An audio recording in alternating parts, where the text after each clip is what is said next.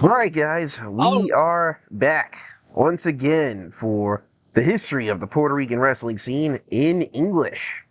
This is the usual crew back, and this time we are in 2000. We're going to be talking about 2004. Am I correct? correct. All right. So what's going on in 2004? Well, like we've heard about a lot, but I have a question. So before we start completely, we've been hearing about a lot of the IWA stuff, and but what was going on with the WWC around this time? Right. So, around this time, WWC had been pushing up some of the newer crop of stars. Around this time, some of their guys from the 90s, late 90s period, were starting to go away. Now, because Reagan Salas had left, he had left a massive hole in the booking. So they decided to put Bronco in as the number one heel of the company. He would use this time to begin to move around some of the stars into his faction from the babyface side. Now, from 2002 to 2000, I believe four, you saw a lot of guys from the late 90s leave. Among them was Black Boy, who had become the Dominican boy in the Diamond, El Diamante Dominicano, um, which means the Dominican Diamond in Spanish. You had seen Ray Gonzalez leave. Obviously, you had seen Thunder and Lightning leave. Carlito had left for FCW Developmental. Eddie Colon had been pushed into a spot because he was the heir apparent and because he was just hands down the best worker in the company. Alongside him would also be some other stars that would come in from the United States. You would see a lot of people booked who were not exactly names on, I want to say, on a level that, let's say, Abdullah and whatever it was.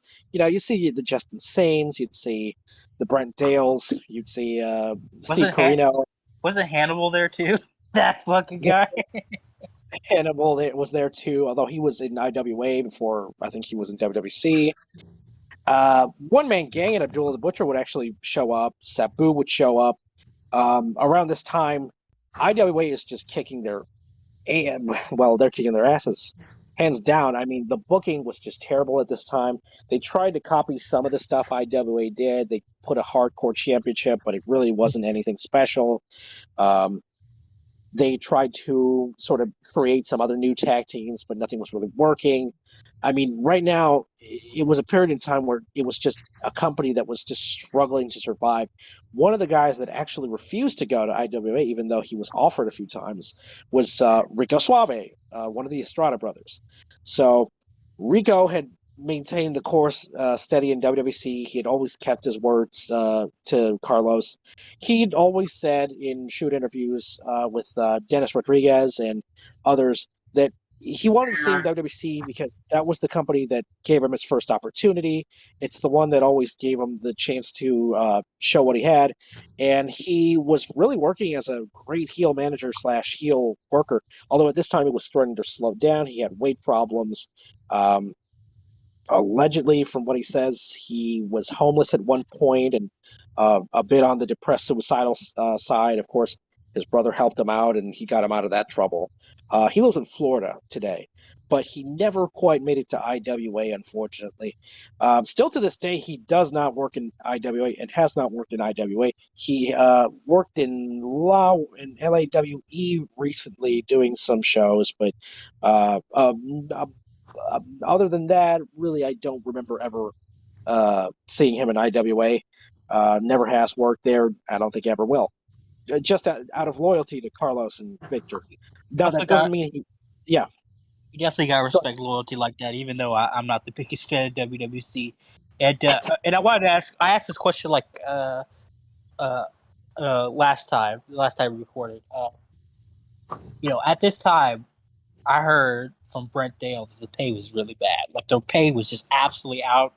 Like it wasn't even probably wasn't even worth going there. Like Yeah. because No. Victor and Carlos would take half your pay.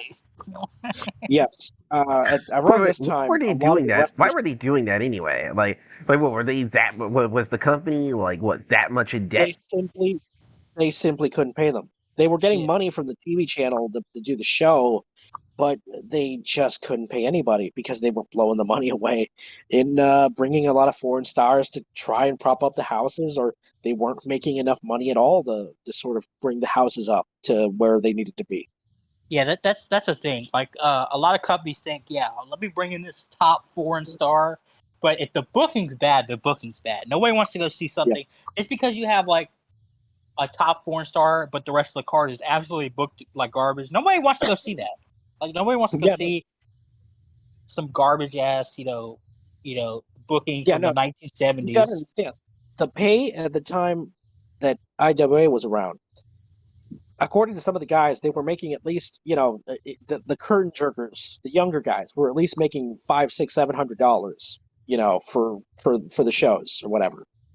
Not per show, just every week or 15 Which days.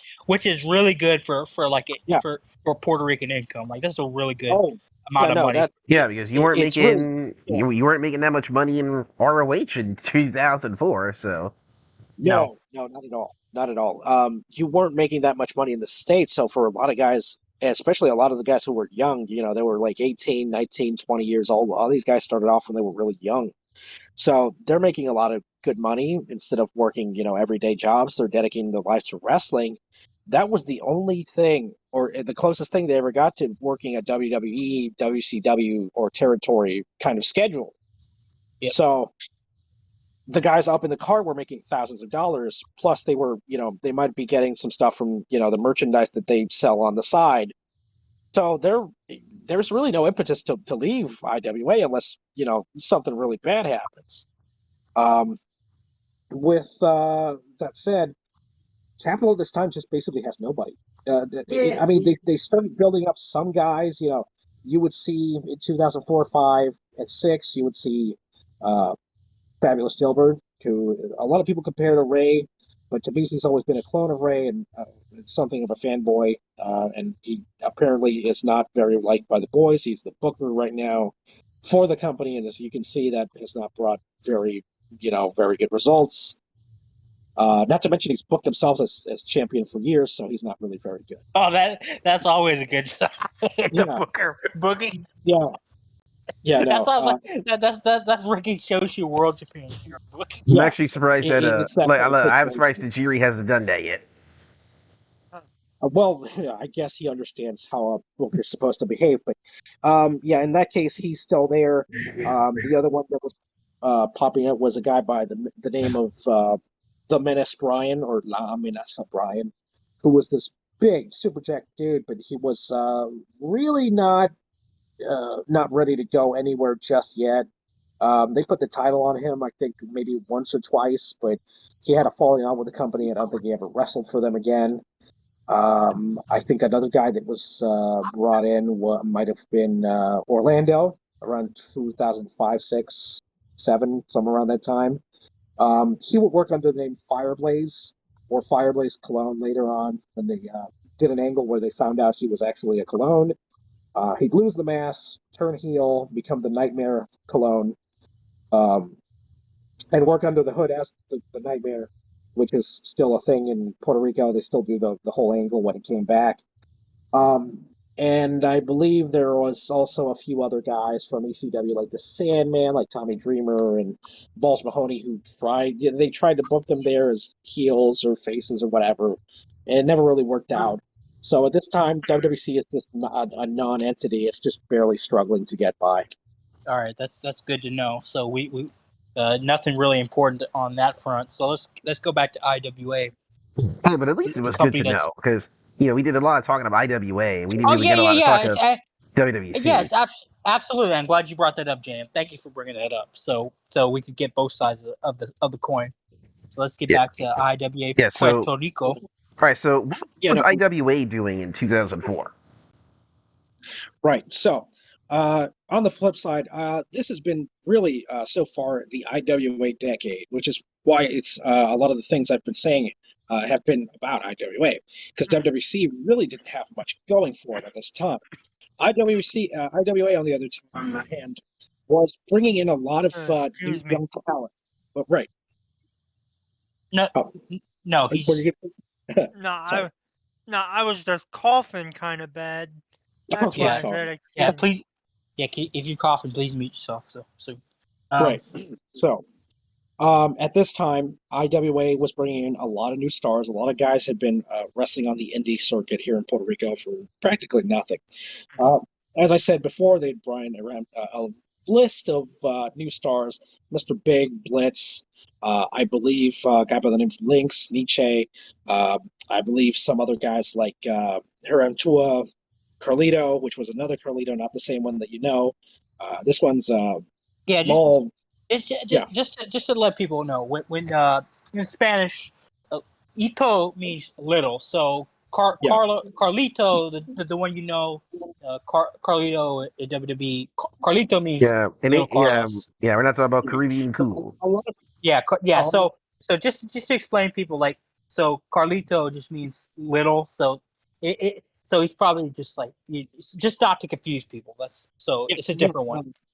Carlito from IWA. I'm going to use IWA Carlito. There you go. Yeah, sounds great. Or I could just use the real name they uses today, Star Roger. There you go. All right, sounds good. They brought in Star Roger. Star Roger started out under a mask in basically wrestling in the hood, which is it really is the hood. I mean, there's a place called in Puerto Rico, very famous. A lot of wrestlers used to go there to train in a school called this El Martillo, la Escuela del Martillo. You know, now this place is, I mean, it's basically just a shack with goddamn stuff on top of it in order to keep the rain out. At least it was back then. Now it's a little bit more remodeled. But it was basically the school of a famous wrestling enhancement talent slash referee called El Martillo. He was a worker. He had been tag team with a bunch of people, but he really never reached any heights. But he's pretty well known for being, you know, what we call a carpenter, which is he's the guy that you work with to get ready for the guy. So he became a teacher. He became a referee. Over the years, he started slowing down, and of course, other people took over the school. Today, I believe it's Super Georgie, which is Ricochet, who would be a member of the WWC roster and junior heavyweight for really the rest of his career up until he left the company. So he came up from that system along with a bunch of other stars, including a guy by the name of BJ, who would not join IWA, but he joined WWC later, and Tua, who would later become IWA champion. These guys would also be led by some other Dominicans in the form of El Bacano, who's 100% Dominican. He has an amazing sense of humor. He's one of the few stars that I actually found out he does not drink. Which is really funny to me because a lot of the guys, if you go after the shows, they'll be seen with their beer coolers, just hanging out and chilling out. Or a cup full of Don Crystal or Don Q Yeah. Crystal. Yeah. Unless they have to drive, in which case, you know, they won't be doing anything. So They'll still do it though. You know, wrestlers will absolutely do stuff like that. Hopefully, when they get home, because DUIs down here, that's not a good thing. Anyways. They would be joined by him, Joe Bravo, El Diamante, the Diamond, who would also leave WWC. He used to be Black Boy, now he's the Diamond. He'd also be the IWA champion right around 2004 to 2005. Ray Gonzalez would still be around, by the way. For those of you asking why El Diamante is winning the championship, that would be sort of towards the 2005-06 period where he wins it, although he would end up leaving the company to become a minister. And to this day, he has not wrestled again as El Diamante, but he did teach wrestling in, the place where I used to go to the AWA school. And then he left it for Mr. Big, who started teaching everybody else, and that's how I met him. He ended up becoming the, I guess, leader of the Dominican Revolution faction, but that's for later on.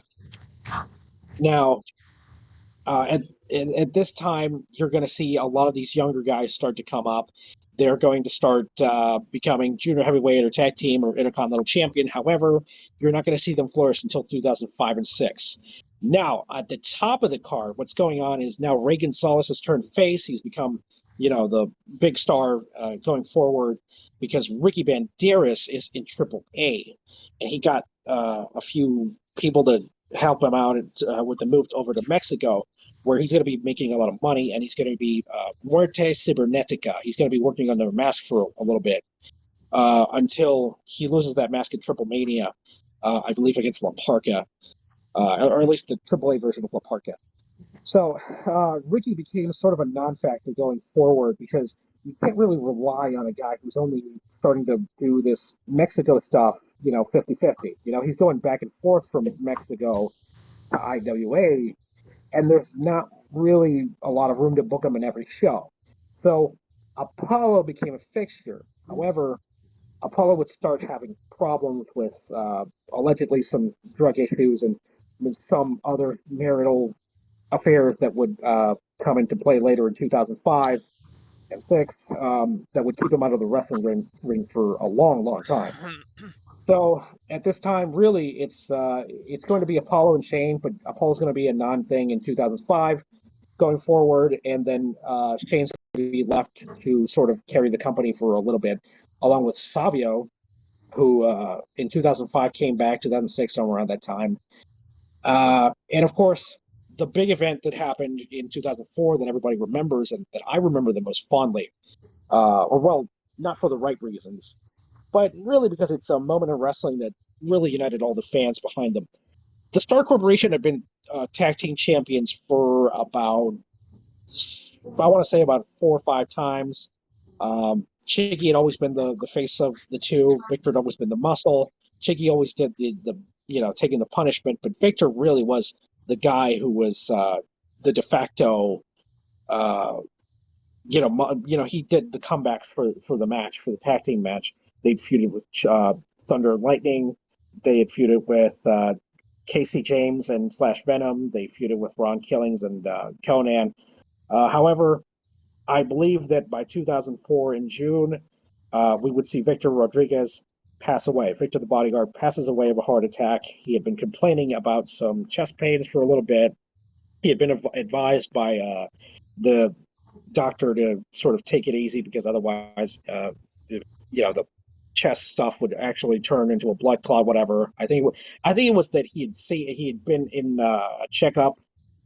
And he had been told that, look, your heart rate is not normal. You should probably seek some extra help or whatever.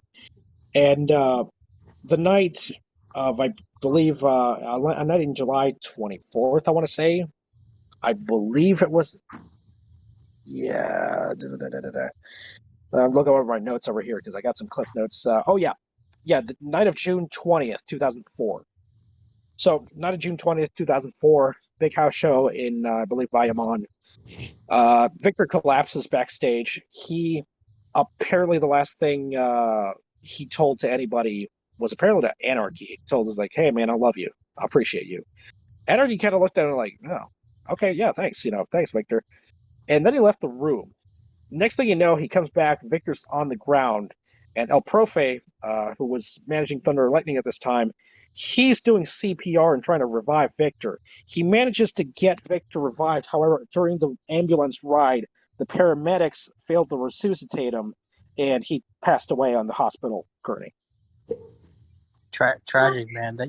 Tragic. Rest in peace to him. That reminds me a lot of Shinya Hashimoto, because the circumstances were very similar with him, and not to make it about Shinya Hashimoto, but Shinya, before he died, his doctor told him, you need to take it easy, man. You need to take it easy. If you don't, your high blood pressure can cause like an aneurysm or something. He's like, nah, it's fine or whatever. If I recall it, in 2004, Victor would pass away of a heart attack. But the eerie stuff is Shinya would also pass away of the heart attack, as well 2005, as Then I think it was Koto Fuyuki in Japan would pass away of cancer, and then that was in 2003. Yeah, that was a year earlier. Yeah, that was a year before that, and then later on, Bison would pass away of a heart attack as well on the way to an IWA show. And then I believe Misawa, of course, passed away in the middle of the ring that same 2010, somewhere around that earlier. Yeah, it was 2009. That awful day. Yeah, when he got decapitated, and I think the aneurysms in his brain went off. Yeah.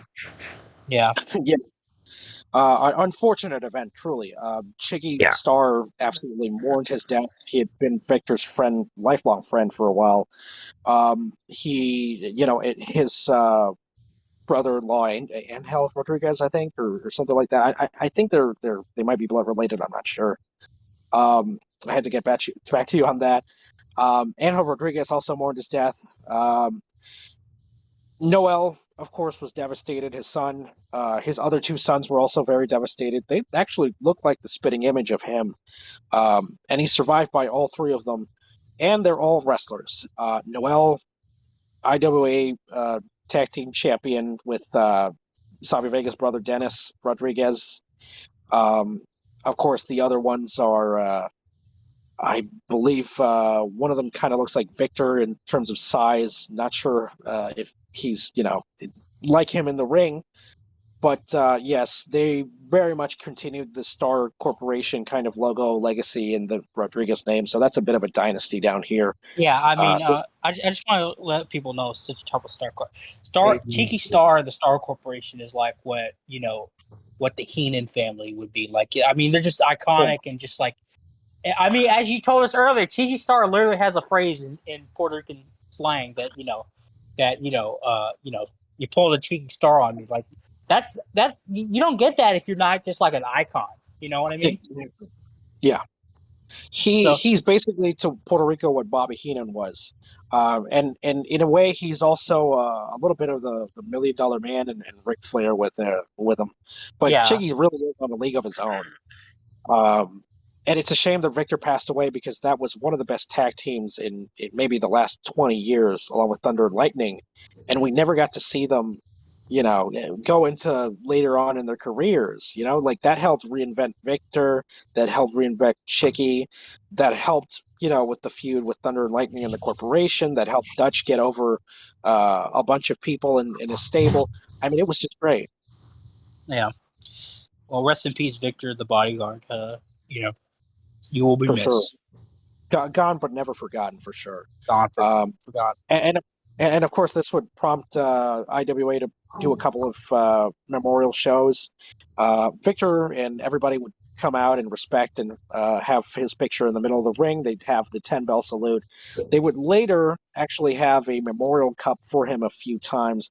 It didn't become an annual thing because IWA kind of has the thing where, we'll do annual shows, but for some reason, sometimes we'll completely forget about it and just like do some other stuff. Yeah. Recently, I think last year they had a Victor the Bodyguard Memorial Cup, so that was nice. The year 2004 will probably be remembered the most for that. Not really a spectacularly, full of oh my god moments year, but it's definitely reaching that point of this is the plateau of the peak. Now we're about to feel a little bit of the turbulence. Yeah. So let's go into 2005. So what happened in 2005? Well, starting off in 2005, we've got WWC. They've tried to really kind of change things around. At this time, WWC would start seeing a bit of a turnaround with its roster. They've got Fireblaze, they've got Eddie, they've got Brian now, they've got Gilbert, they've got a couple other people. So they're starting to book a little bit more. At this time, they have some of the stars from old come in and try and do some stuff. As I said previously, One Man Gang and Abdullah the Butcher would come in every now and then, but they also have some WWE stars. So they would come in and they would have Sheldon Benjamin work a couple of matches. They had Carlito come in frequently to try and do some bigger shows. They had some other stars come in, like I believe they got a guy, kind of a junior heavyweight actually, by the name of Jason X, who had like this sort of like Jason hockey mask thing gimmick going on. But he was in general sort of a junior heavyweight for Eddie to wrestle around. He was part of the heel faction, as well as turning, I think, either Victor Jovica or someone in the company heel in order to have sort of like a feud over who's the proper owner of the company. This would kind of push Gilbert up in rankings. Now, the one big name that left WWC at this time that really didn't matter in the long run of things because he hadn't been really anything at the time was Invader number one. He's going to head to IWE at the time.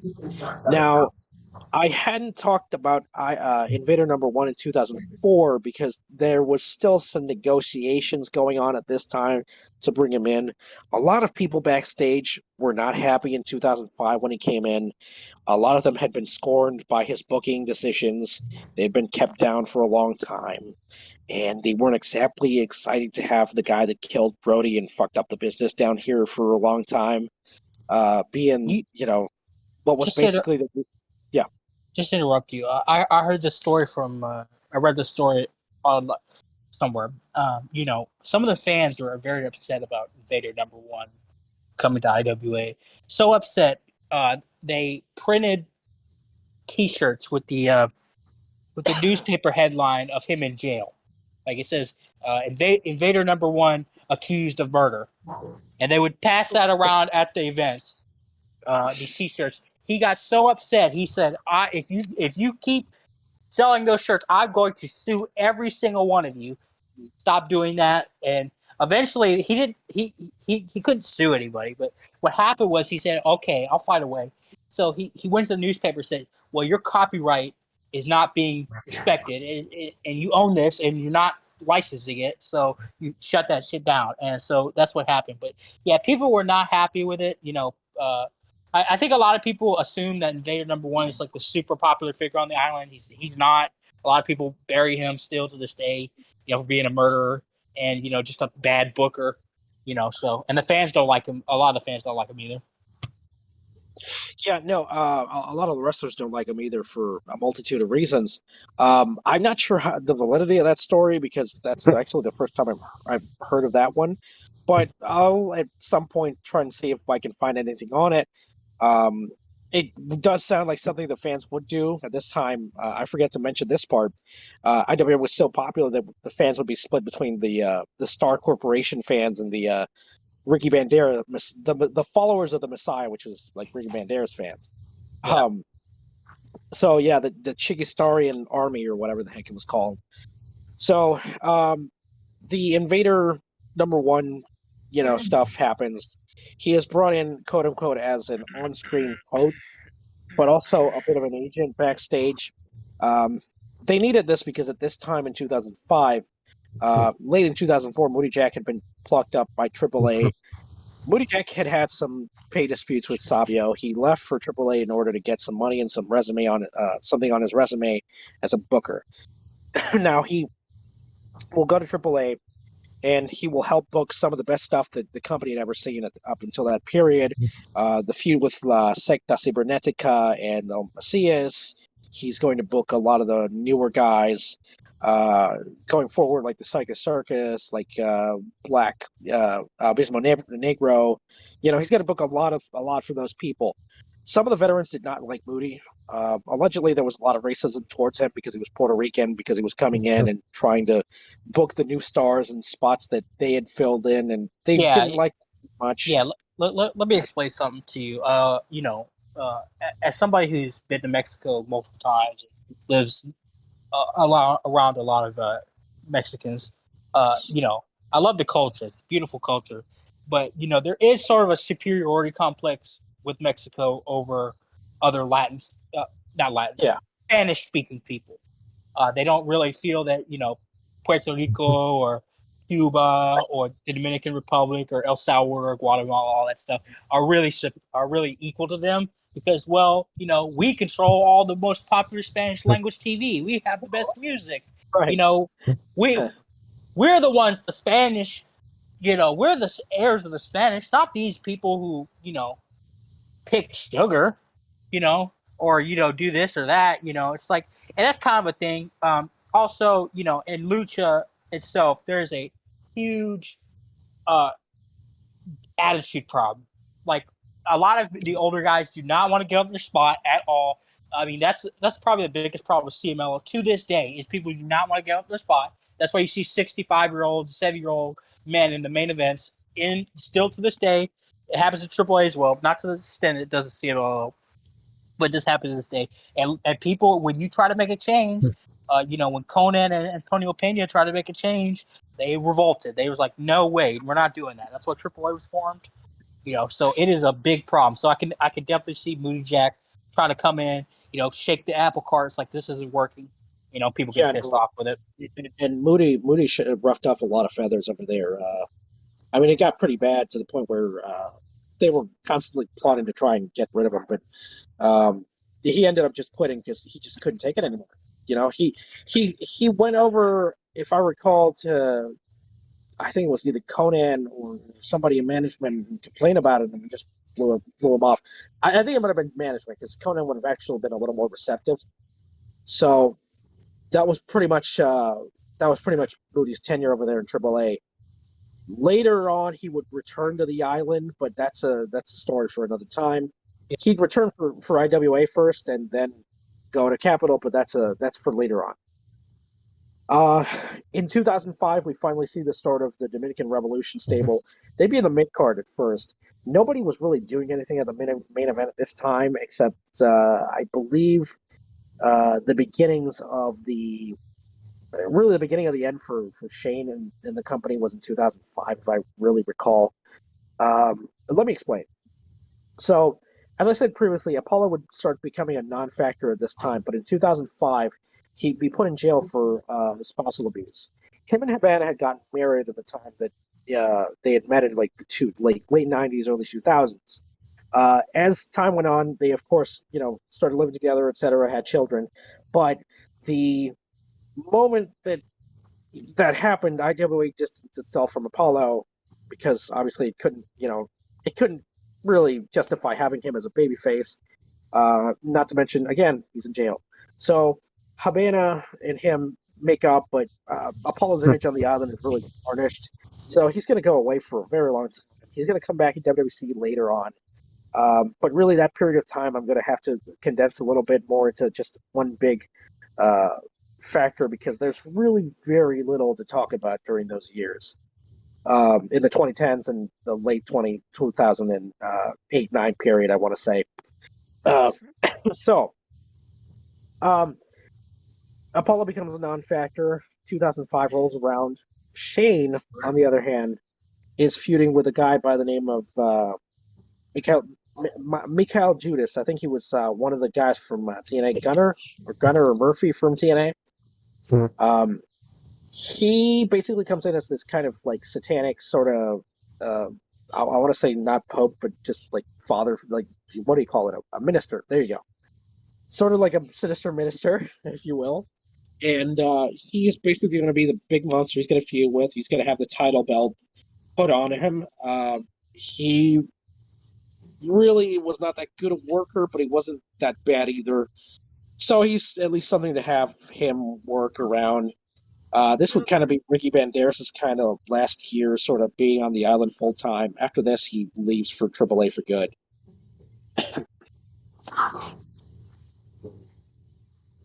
Which is another thing that I should have added.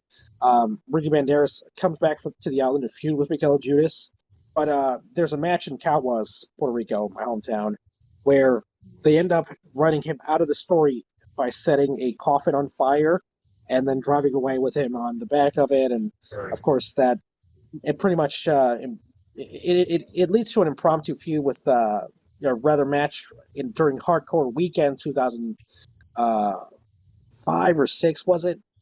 I can't remember. Later on, by the end of the year, that happens in 2006. Although that might have been, I might be confusing 2006 and 2005. Sorry, but yeah, 2005, that stuff happens. The Dominican Revolution starts popping up.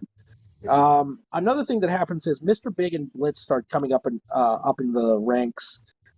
Big is now Intercontinental Champion. Blitz is also starting to move up in the card. They feud for a little bit. Then there's some vignettes that start popping up in 2006 with them starting to form a tag team. They call themselves La Rabia. And La Rabia means the rage, the anger. Did somebody say something? No. Okay. Susie? So yes, so that faction would kind of counterbalance the Dominican Revolution, and it started a faction war between the Puerto Ricans and the Dominicans, which is something that was happening on the island around this time, 2005 to 2006, where there was a lot of Dominican illegal and some legal immigration that was coming in, and a lot of people felt themselves displaced by all these Dominicans coming in. There was also a massive crime wave that was coming with a lot of the illegal and legal immigration. It was similar to the Cuban situation, so a lot of people felt like they were kind of going backwards instead of forwards. So Yep. over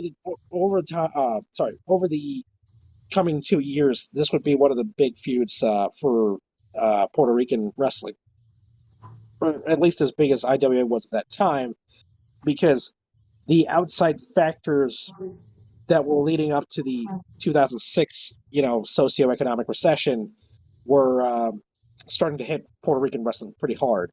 IWA started having problems trying to draw a card because a lot of the stars were starting to go away, or they were starting to retire, or they were starting to leave the island for greener pastures.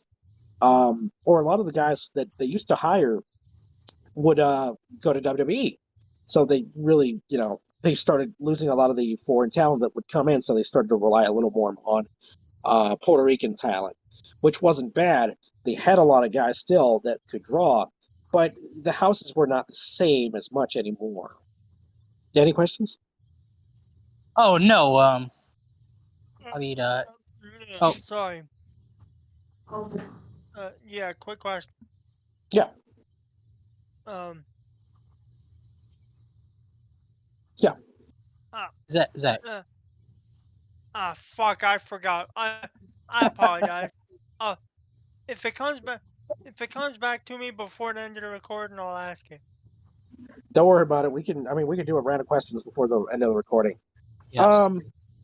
So, 2005 is the start of the Chicano mega push. And I call it the mega push because at this time, Chicano is going to be feuding with a couple of people. One of them is called Wonderful Chris, who passed away in a car crash, unfortunately. He was slated to kind of be this sort of Rick Rude figure in the company. He was pretty good at it too. Blonde hair, kind of like this blonde goatee, kind of dyed hair. And of course, he also had kind of like this Rick Rude body type where the top of his body was shredded and kind of like really core muscle bound and stuff, but his legs were skinny. He would tag team, I think, with the Dominican Revolution, of course, in order to capture the IWA tag team titles. That was one of the many titles that Chicano won that year. Among them was also the, I believe, Junior Heavyweight Championship. He had captured that. He captured the IWA title by the end of 2005. And of course, he finally captured the Intercontinental title in 2006 from Chris, which turned him into the first and I think maybe only IWA Grand Slam champion. He is one of the only people in professional wrestling to have ever done that. So Chicano pretty much got that as his form of establishing him as here is the next big thing, the next big phase of the company. So 2005 is the start of that. In order to do that, they set up a feud with Invader number one, where he's undermining him in every sort of way, sort of, coming in to help him out and interfere in his matches so that he doesn't get beat. Chicano doesn't like that one bit, and that leads to 2005's, I believe it might have been either Hardcore Weekend or Final Judgment. I think it was Final Judgment, where he finally feuded with Invader and actually beat him. Pretty much earning Invader's respect. And of course, this would prompt Invader to get back in the ring. And in 2006, he would feud with Savio Vega, who had returned the previous year to feud for a retirement match that would culminate in 2006's Hardcore Weekend, which was I actually was there present. That's why I remember that pay-per-view so fondly.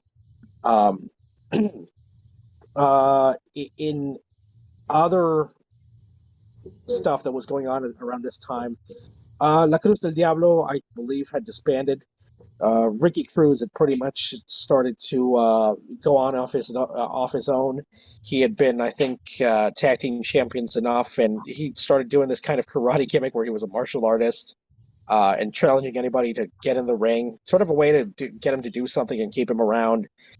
Spectro was trying to find a spot at that time. He was sort of being used just as mid-card fodder. This is one of the problems that I've always had with IWA around this time. A lot of the guys, while they were great, the booking kind of started to screw up in that a lot of the guys like Spectro, like Tommy Diablo, were stuck in their positions where they were either junior heavyweight champions or they were mid-card fodder, where they would either get beat or beat somebody. Spectro took a lot of losses, which is a shame because his gimmick and his promos were some of the more fun kind of character-driven aspects of the show. Where he would be in some dark room and he would have like talking about how he was the master of fear and he was going to put an end to everybody. He would also kind of be a bit of an item for Ricky Banderas to sort of use as an enforcer later when he came back one last time to feud with Ray Gonzalez. But really, he would kind of get lost in the shuffle, and that would just lead to him being mid-card fodder, basically. In Tommy Diablo, Carlito, Hiram Tua's case, a lot of them were kept down because they were smaller guys. Not in terms of height. Tua was about 6 feet tall. Tommy was not that small. He was about 5'9", which is around my height. And then Carlito was a lot skinnier, so he was kept in the junior heavyweights, but he was so good that nobody could ignore how talented he was in that spot. Plus, he had some fantastic matches with Tommy and Tua, and I also remember Jumping Jack Jeffrey around this time, who was another guy that I haven't talked to enough about, but I'll get to him in a minute. The other people around this time that are working, in general, they're either doing dark matches or mid-card matches, but they later on be a bit more important. Some of them would go to NWS, which is it was kind of like this developmental indie that IWA used, but in reality, it was kind of a way to screw some of the guys that were in the company and tell them to go the hell away. But we'll talk about that later. So yes, the calendar year 2005 sees that those events happen. 2006 now. 2006 rolls around, and IWA has officially made Chicano their next top face. Shane is on his last sort of legs. He would turn heel, I believe, somewhere around last year, but that experiment kind of didn't work. He would work with Hannibal and a couple other people, and then he would come back to being a babyface. Of course, that would prompt Shane to leave in 2008 for WWC, but really his days were numbered on the island. There's not much to talk about with Shane left anymore around this time. By 2010-12, he was pretty much gone to Florida. He'd already, he stopped wrestling and he was out of the business in general. Bit of a shame, but that's the sort of unceremonious end. A lot of that having to do with the 2006 recession. Yes. Any questions? Right. Yeah. 2006. I don't know if you're gonna get to it, I'm currently covering it right now. So. Oh, my bad. Okay, keep going. My bad. All right. So 2006, the Miguel Judas feud happens with Shane. That pretty much ends unceremoniously. The company hits a bit of a big snag economically with the recession. However, the big hit doesn't come until Victor Quinones passes away later in the year. Now, I should probably address how Victor passed away. Now, Victor had always had a bit of a drug issue. I don't know if that was a factor in his family really not wanting to talk to him. I don't know what was going on there. But apparently what had happened is they found Victor unconscious and just basically dead in his home. He was apparently passed away of a drug overdose. what had happened with the money that IWA had made, that was somewhere around I think $3 to $4 million in Victor's business account. Apparently, the money was divided up among his family members, and they all basically screwed IWA of a lot of the war chest that they've basically made of the last 4 to 5 years of being in business. So the company basically was left with no money. Wow. Yeah. Also, The company was left with no money. Yeah, go ahead. Also, I don't think we mentioned this, which is uh, I don't know how we did mention this earlier, but since we're talking about Victor's death, we Victor Quinones, other than being a genius promoter, connect a man with many connections, was also was he the illegitimate son of Gorilla Monsoon, right? That's confirmed, right? Because I read that on Gorilla Monsoon's death certificate, it literally said he was his son, right? That's confirmed, right? That he's legitimately his son. I don't know. Okay. That's actually kind of news to me if that's true. Yeah, I read somewhere that somebody said take it with a grain of salt that Victor on Gorilla Monsoon's death certificate, because I heard it would have been a rumor before that he was just like it was just kind of like an open secret that he was Gorilla's son. But yeah, Well, it might have been one of those things like the Texas thing where Gino Hernandez was Paul Bosch's son, but I don't know. I just yeah. We can't confirm nor deny that, but I just wanted to put that out there because that's a thing a lot of people know him for. But yeah, let's continue talking about Victor's death. all right. So this would prompt IWA. There would be a lot of obviously wishes to the family and stuff and to the people of IWA from other people in the wrestling business.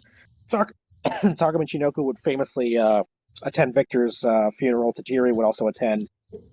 Savio and Miguel were there as well. They actually still remember where the grave is. I think in San Juan, maybe. Don't remember exactly where, but or San Terce. I can't exactly remember where the grave was. But they would host a funeral. There would be an outpour of people wishing IWA a lot of luck, and of course, wishing Victor and the family, of course, a lot of goodwill. I believe at this time, Slash Venom also attended. Might have been Savio Vega, Shane, Riggy. Everybody pretty much attended. That was anybody. It was a sad moment in wrestling. We had the memorial show. We also had before the IWA opened up in one of the TV episodes. They had a small kind of like it was like a memorial tribute, vignette and stuff explaining what his dream was and everything. And I think it's up in YouTube actually, where they had Creed playing in the background and stuff. And it was a really sad moment for the company. And it was just so sudden and so next to Victor's death too. It really sucked. It really did. And the writing was on the wall by 2006 that the business is going down. The internet's starting to be a thing. And then, of course, it didn't help that Victor passed away and the money disappeared. And the economy also went to the shits because the Puerto Rican economy hit the wall really, really hard in 2006. It hit the wall in like 2000 during a pretty disastrous election year, if I do say so myself, being a resident of the island and everything. But it really, really hit the wall in 2006 because of the recession, because people started leaving en masse, and that meant that people were cutting entertainment off the list of things that they were going to spend their money on, unfortunately. So that was pretty much the beginning of the end for the company. Now, that is pretty much I want to say one of the few significant events that happened in 2006. In general, the new generation's in full swing. You're going to see a lot of guys in spots that they weren't in 2 or 3 years ago. But really, it's really the beginning of the end for the old generation as well, because Ricky's now in Mexico, Apollo's in jail, Savio can't go as well anymore. Ray Gonzalez is going to be kind of flaky on the IWA thing up until 2008, 9, 10, where he goes back to WWC. So we're going to be seeing IWA be covered a little bit less and less because at this time it's going to be even harder for me to say what was going on because during this period of time, Moody Jack leaves for WWC. A lot of people always talk about that period being the one where the money started to dry up and a lot of people started leaving for WWC. And their TV, of course, I think goes away in 2007-8. And that's a big, big blow because IWA was on Telemundo for a few good years and they'd done some pretty strong ratings and now they didn't have anywhere to promote their programming. So I'm going to talk about these next few years in a giant conglomeration, right? So timeline-wise, this is 2007 now. I got to talk about it. All right, so 2007 to 8 rolls around. What's going on? So IWA is kind of fading a little bit now, and WWC is starting to pick up steam again. They're starting to take up a lot of stars from their roster again. Now, Capital Sports still can't pay a lot of these guys for shit, but they end up taking Tommy Diablo. They end up taking Carlito and Hiram Tua, and they basically become the tag team of Los Aéreos, the Aerials, because they were just amazing high flyers, and they basically get stuck in the junior heavyweight division for a little bit until they move up to the Puerto Rican title division. Along with them is Tommy Diablo, Brian Gilbert, and Six Savant, who had been another guy, move up somewhere around 2008. And this is a very interesting period of time for Capital. They're kind of gaining back their momentum. IWA is losing momentum slowly from the years 2008, 6 to 2000 and I want to say 9. I have to pick up the pace a little bit because these are years where a lot of things really didn't happen in Puerto Rican wrestling, and a lot of that has to do with the fact that the island started to become very scarce in its wrestling. Now, there was one company that I was talking about earlier. It was a developmental for IWA, and I'll give you this as an example. The stars that had been kind of surplus for IWA were wrestling at NWS. At one point, they tried to get Shane. Savio tried to get Shane into that company because he couldn't pay Shane his fair due. So Shane kind of saw that and said, "Oh, you're trying to screw me." And that's when he left for WWC. And that was a big, big thing. And it really started IWA down the road of basically losing their houses, or at least the size of their houses. They started doing like sub 500 people every house show, then 200 people, maybe 1,000 people, and that was a good thing. But man, they really were hurting at this time. So WWC, on the other hand, picks up a bunch of people from IWA. The two key things that they pick up from IWA is as follows. They pick up Moody Jack, the booker, who had a falling out with Savio over pay disputes. They wanted him to come over to, I believe it was WWC, to do a show to see if he worked out with the booking, and they ended up picking him up. They promised him X amount of money, X amount of creative control. He gave them an idea of what he was going to do, but the first thing he wanted to do was he wanted to get a bunch of IWA people with him. So that list goes as follows. He got Nietzsche, Lynx, Jumping Jack Jeffries, who was, he was a big junior heavyweight / mid-card guy. He could do just about any backflip, any moonsault, anything you ask of him, and he'd do it.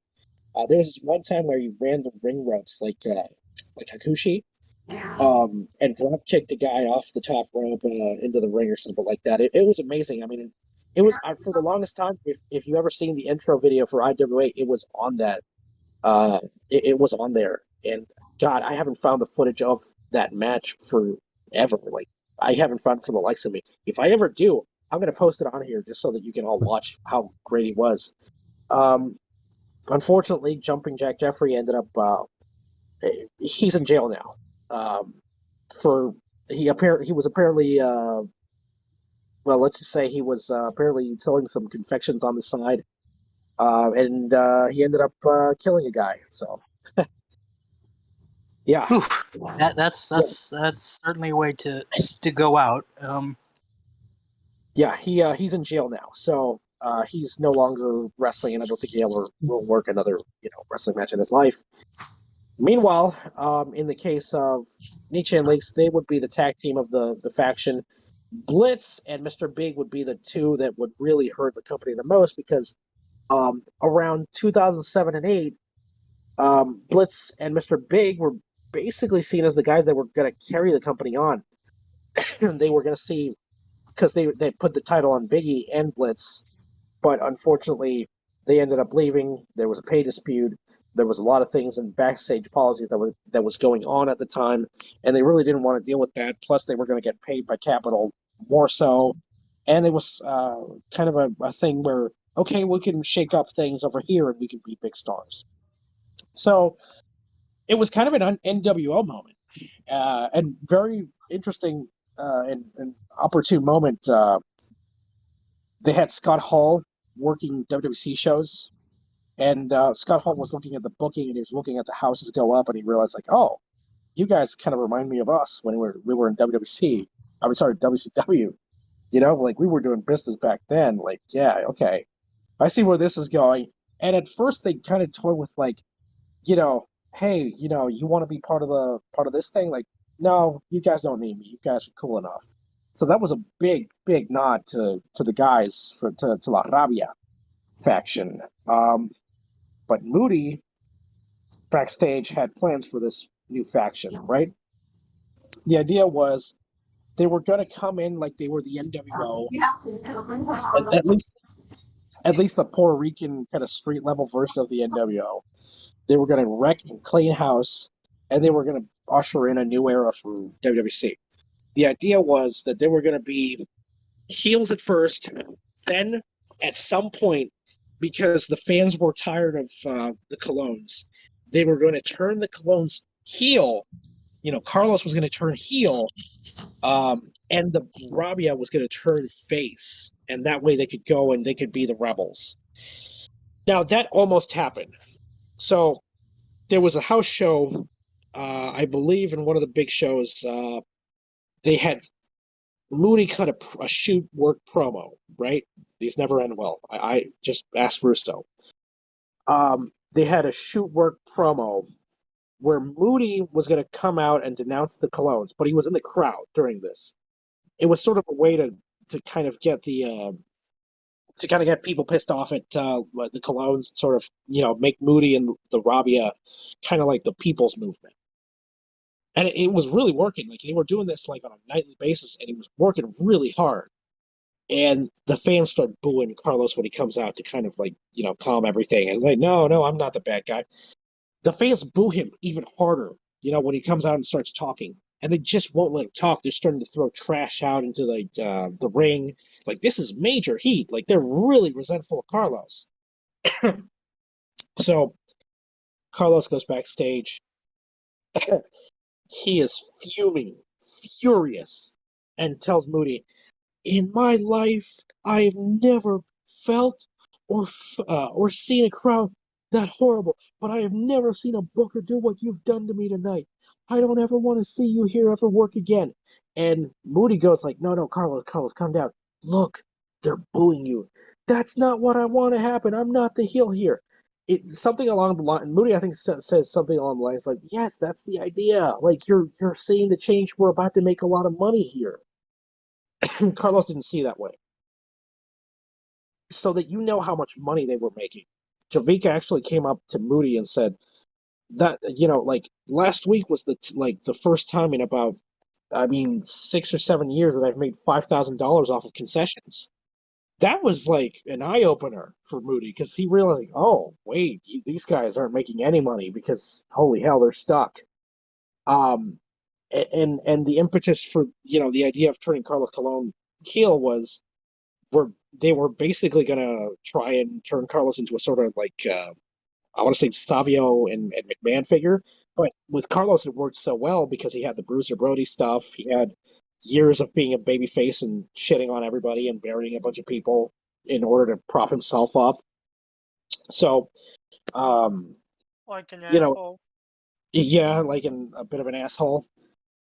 So it came down to a very heated argument between the two, and Carlos basically said, "I don't ever want to see you here again." Moody came back next week, or rather, I think Moody.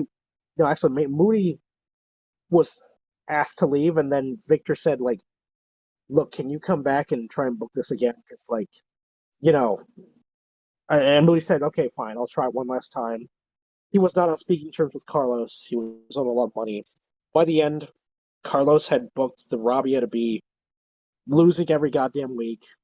Moody tried to turn it around, but he told Victor, like, no, like you lost it. Like that the moment you should have done that was the week after he was booed off of the ring with the trash and everything. Because that was just, I mean, God, like they had gold for a second there, and they squandered it. It was gonna be what if the NWO were the baby faces and Vince McMahon was the one that was like the heel in the corporation? Imagine that, you know? That would have been a storyline for the ages, and unfortunately, that didn't happen. Yeah, I mean, sometimes guys can't get out of their own way, and it's not just wrestling in life. I mean, they just can't get out their own way. It's like, you know what, we got some money making opportunities here, but you know what, your ego is just too big. You can't be seen as like a bad guy. It's like, sometimes. It really did can't come down to that, unfortunately. And that was one of the big moments. I mean, you can find if you speak Spanish and if you can translate the Moody Jack shoot interview he did with Dennis Rivera, Savia's brother Dennis. Um, Boy, like you can even see the disappointment in his voice. He was ready to just give it his all, but unfortunately, things didn't work out. You can hear the entire story there. If you speak Spanish, please, if any of you have like the time to translate any of that stuff, because he goes into detail a lot more than I did here. But boy, that would be golden. I guess I'm going to have to leave it here, at least for now. Um, we'll be back, I guess, next week with more. But I'll do a random questions now, boys. If you got any questions, now's the time. All right. Thank you for being so gracious with your time. We really appreciate it, man. Thank you. Can I ask my question for a sec? Right. Yeah. Go ahead, boss. All right. Thank you. I wanted to ask you this. So when Victor died, of course, you've already laid it out how big of a blow it was to IWA in terms of financials, in terms of, really kind of like, it'd be like Vince McMahon dying suddenly, kind of like in WWE. It'd just be like that. It'd be like, holy shit, Vince McMahon just died. What the fuck are we gonna do? But also, Victor's legacy is not just as a promoter; it's also as a man with connections. How much did that affect the connections coming in and out of Puerto Rico itself, or just IWA itself? Like, did they lose a lot of? It had to have been massive. Yeah. How much did that hurt them? Like, could they just they lost all? As you said earlier, they weren't bringing in a lot of guys from Japan at this time, but Victor still knew guys in Japan. Probably, if they ever wanted to bring somebody in from Japan, he knew Tajiri, he knew Taka. If they wanted to, they could probably bring him in. But how much did that just kill like international talent coming into IWA for his death? Boy, I mean, the international talent coming in, the connections, that wasn't as bad because we still had Fabio and Miguel. And Miguel, I'm not sure if he was still running the company at this time because he had stepped back. But you still had those two. They still had connections with, guys in from the old WWF, and they still had guys like Taka Michinoku and stuff, and Tajiri. They still know those people. They could still go and find them and ask them, hey, you want to work? Because as a wrestler, you still got your phone book, as they say. Yeah. But that wasn't as bad as the money. The money was what hurt IWA the most because that was basically it's in case of emergencies, break this, business fund right here. And that was about somewhere around like $3 to $4 million that were not ready to be distributed towards the company, right? Because the money that they had made up over the last 5 or 6 years, from '98 to 2006, it had been split up amongst the family members of Victor Quinones, who they weren't fond of Victor. Victor was sad, and Let, according to Anarchy, at let, let, least. let me ask you a question. We can't know the reason why they weren't fond of Victor, but Yeah. there's rumors, and everybody kind of knows at this point. It's an open secret that Victor was gay. Do you think that was one of the reasons why they didn't like him? That might have been one of the reasons. Another reason might have been because Victor allegedly had a drug addiction problem. Another problem was that Victor might have also alienated a few of them, maybe with some shady business deals and stuff like that. Who knows? It's always been a rumor, but it's never been confirmed. We try our most to kind of paint a picture of a man, but not this infallible fucking Booker. Oh no! Victor Quinones is very I respect the shit out of him.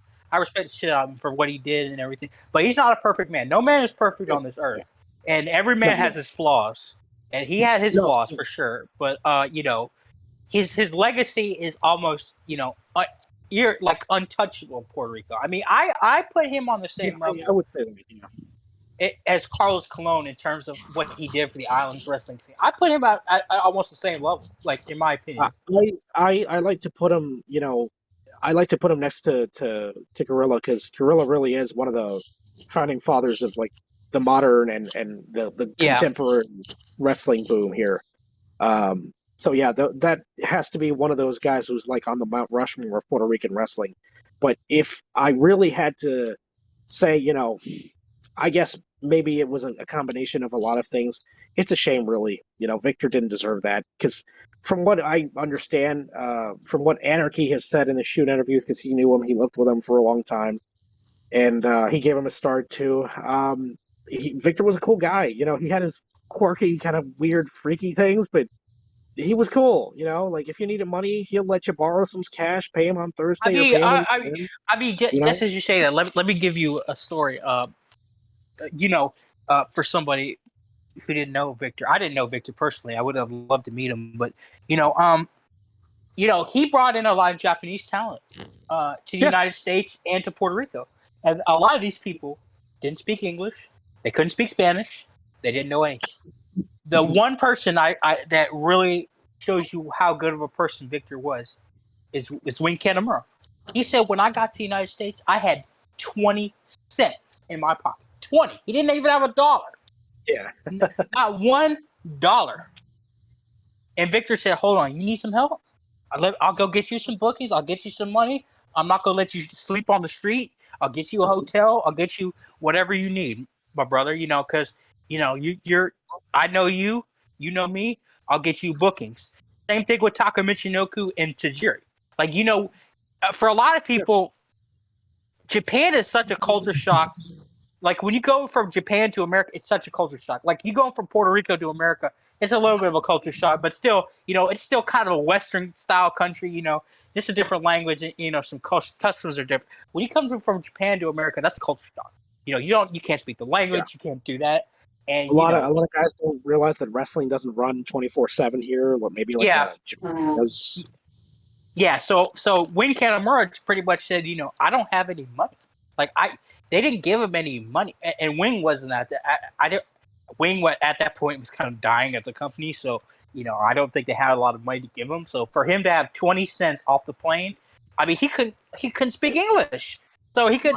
So if it wasn't for Victor, he could have just been on the street. So that just tells you how good of a person Victor is, So Victor really was one of those guys that's going to be in the Mount Rushmore of wrestling in terms of Puerto Rico, or I guess it would be the Mount San Juan, because we don't have Rushmore down here, but we've got the next best thing, which is I don't know, maybe one of the Spanish forts will just carve his name out there. Yeah, just carve his name into Castillo de San Cristobal. Just carve his There, neck, carve there his you go. face right into there. There You you know? go. His big, kind of a sleazy looking face. If I'm being honest, he kind of looks like this one dude who used to sell cars down the road from me. But He anyways, does look like a car salesman, to be honest with you. He does look like he a car does. salesman. But yeah, Victor definitely gone for not forgotten. Another thing that really kind of ruined IWA was the economic recession at the time. A lot of people were starting to leave Puerto Rico, and Yeah. so a lot of people I just want to didn't give come. people a brief thing about it. I've read a little bit about it. So as you lived it, so you could probably tell us a little bit more. But the government of Puerto Rico is not a U.S. state. A lot of people want it to be U.S. state, so this shit can't happen anymore. Um, pretty much the government was like fighting over something, and pretty much what happened was how it works is like companies will give like bonds to countries, and it got so bad that Puerto Rico got got demoted to junk bond status, which pretty means this shit is worthless. You can't get a loan. Like, Yeah. like junk bond means like Zimbabwe or like Somalia type shit. Like it's bad. So it's like What happened was that in the early 2000s we had one of the governors here cancel a bunch of projects for construction. A lot of the island relies on blue collar stuff. Granted, that didn't mean everybody was out of a job. It just meant that the people in the government were canceling a bunch of construction jobs. yeah. So that was one of the contributing factors. The next one was they had in the middle of the 2000s started to talk about how bad the debt was with the bond people, right? Uh-huh. So those bonds, the bill came up in I think 2006, 7, 8, and by then they had defaulted on that loan, and they pretty much got reduced to junk state. Yeah. Now, to make it worse, the other debt that they had started to inflate even more across the years as time went by. The island declared bankruptcy in the mid 2010s, and then of course that was. I think that's been the end of Puerto Rico for a while now. A lot of people have left. This island Yeah. is like a ghost town almost. Yeah, well, the thing about people don't understand, as a U.S. citizen, which every Puerto Rico, born on Puerto Rico, is a U.S. citizen, that means they can leave anytime and go to the mainland. A lot of people going to Florida. A lot of people go to New York. I mean, if you have no Texas, if you have no economic opportunities, why stay? Because it's not like you're going to illegally immigrate. You could legally immigrate to one of the most prosperous countries in the world and get a job. It's not like I want to go to Canada or Mexico. Yeah, so I mean, yeah, that's why a lot of people want statehood for Puerto Rico, so shit like that can't happen anymore. Because if you're a state, the federal government can bail you out. The federal government can't bail out Puerto Rico because it's a commonwealth. So people are stuck with this bullshit that the government does, and it is what it is. Well, there's a lot of other things that we can do. We can finally get a proper economy like so, but yeah, Yeah. that's a subject for another time. Yeah. Any more questions about the wrestling? Yeah. I I always known through Boris telling me and my exploration of Puerto Rican wrestling that that the Colon family and Carlos specifically had a bit of an ego problem, but I wa- I Yeah. was Victor actually as childish as that last story made him sound? You mean Carlos? Or, or I meant Carlos. My bad. Because Well, it's not childish. It's more like he's very stubborn about his image. Okay, so Um, so the way I want to put it, like, do you remember when Hulk Hogan like had to be talked into like turning heel, and that was the best day for Hulk Hogan's career? Well, instead of actually looking at the money, he could have just said, "Well, Hulk Hogan did it." And it's like, damn, he made tons of money. He's like, "Nah, I don't want to do it. I don't want to. I'm the Puerto Rican hero. No one can see me as a heel." the thing with Carlos is he's very stubborn to change. Like WWC is still very much the same company it was in 1980 something in terms of like how it's booking and the wrestling. It's still very much that kind of like Southern Memphis style kind of stuff, but of course, some of the wrestlers have moved it forward a little bit. You can see some technical wrestling. It just won't be AEW stuff. It won't be WWE stuff. It won't be any of that stuff. It'll just be Puerto Rican WWC stuff. Yep. Now, that said, Carlos didn't want to change because Carlos has an ego about his image on the island, especially ever since the murder of Brody. He doesn't want to change because he's always seen himself as the hero. He's always going to go over. He's never going to really do the job for any of these guys like Savio or McGill or anybody else. So why even bother? Why even attempt to change anything about it? Plus, I think part of it was also that he had fallen out of love with wrestling.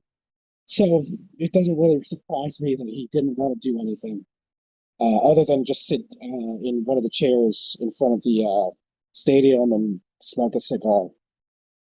Yeah. Yeah. Carlos Colon, he is what he is. Hold on. I should add. It also didn't help that he didn't tell Carlos that what was going on exactly. Like, he'd given him an idea of what he wanted to do, but he didn't really tell him 100% what that implied. So, you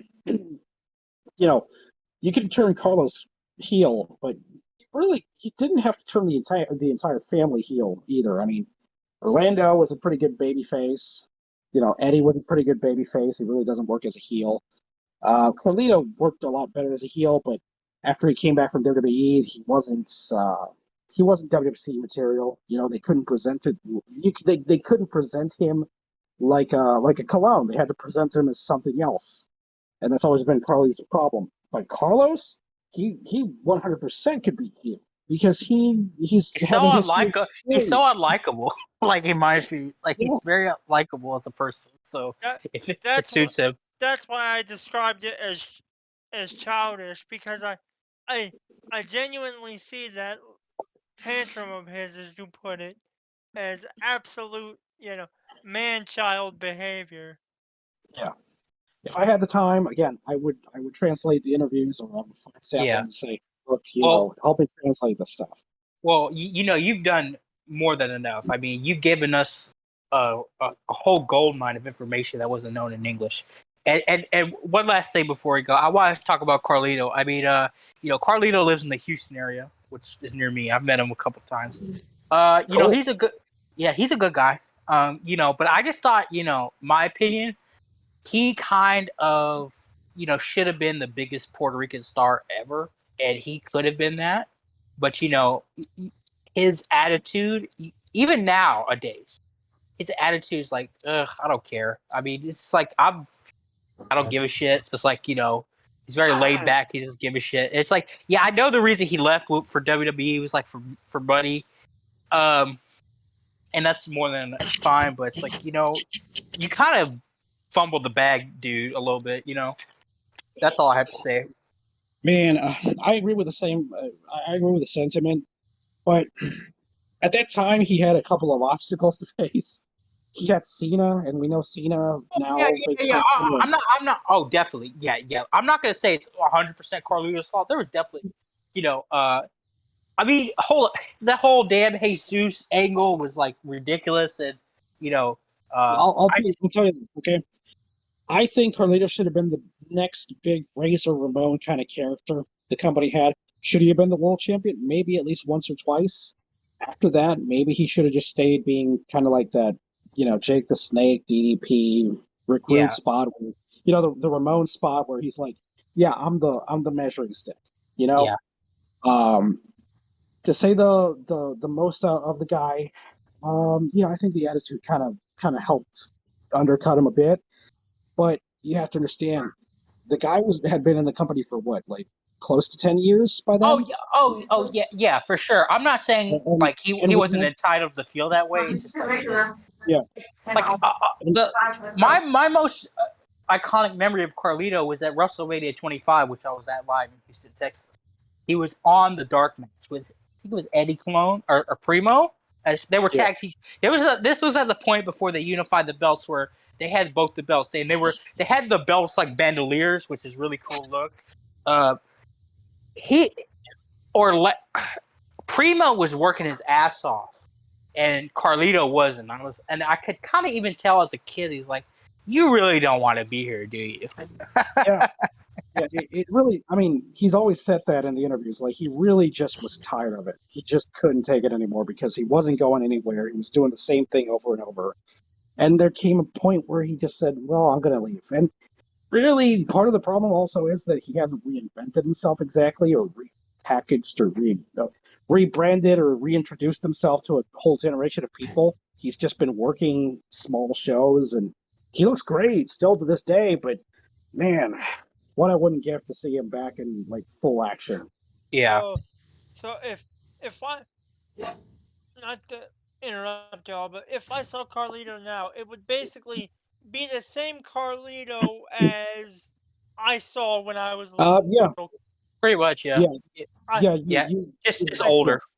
I spit in the face of people that don't want to be cool and shit like that. Pretty much, yeah. Yeah. And you know that stuff still works, but he's got to modernize.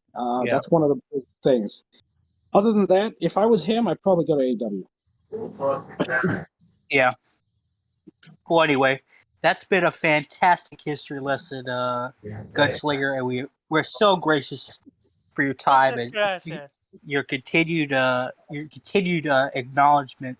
You're like the great Alexandria Library of Puerto Rican wrestling. So we really appreciate it, man. It's spending your Sunday on us when you could be outside and sipping on some Don Q or something. With